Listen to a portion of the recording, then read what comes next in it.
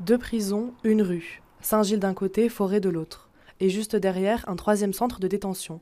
Cette concentration carcérale unique interroge le lien entre urbanisme et enfermement. En gros, ce qui se passe aujourd'hui, c'est que ces deux prisons qui ont eu un rôle structurant dans le développement du quartier sont aussi bien ancrées et bien intégrées au tissu urbain, ce qui entraîne toute une série de conséquences potentiellement aussi positives pour les conditions de vie des détenus qui sont à l'intérieur. Organisée par l'ARO, l'association de recherche et d'action sur l'urbanisme, et l'UC Louvain-Saint-Louis, cette visite guidée dans la ville propose une double lecture.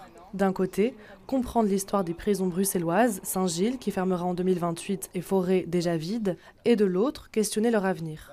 Comment transformer ces lieux sans effacer leur mémoire? Il ne faut pas oublier non plus que ces prisons bruxelloises ont vécu des événements traumatiques très importants, notamment les deux guerres mondiales, où énormément d'hommes et de femmes se sont retrouvés emprisonnés, résistants, collaborateurs, civils, soldats. De faire prendre conscience à propos de ces bâtiments de leur importance comme patrimoine pour la ville et pour la population, et de réfléchir notamment autour de la question des enfermements, donc de faire une sorte de musée dans au moins une partie de ces bâtiments pénitentiaires. Mais une autre problématique reste urgente. Ouverte en 2022 pour désengorger Saint-Gilles et Forêt, la prison de Harren est déjà saturée. Son éloignement complique l'accès aux tribunaux, aux visites des proches et à la réinsertion. Vous devez faire le trajet depuis Harren jusqu'à l'endroit où vous devez effectuer votre suivi ou autre, vous êtes confronté à toute une série d'obstacles qui peuvent rendre le quotidien d'un détenu beaucoup plus complexe, beaucoup plus difficile.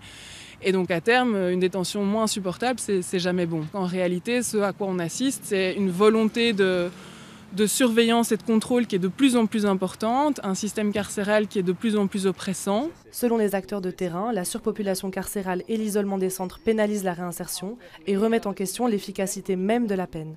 L'initiative de cette visite et des prochaines à venir est de sensibiliser le public et de nourrir un débat citoyen et scientifique sur les liens entre urbanisme et enjeux carcéraux.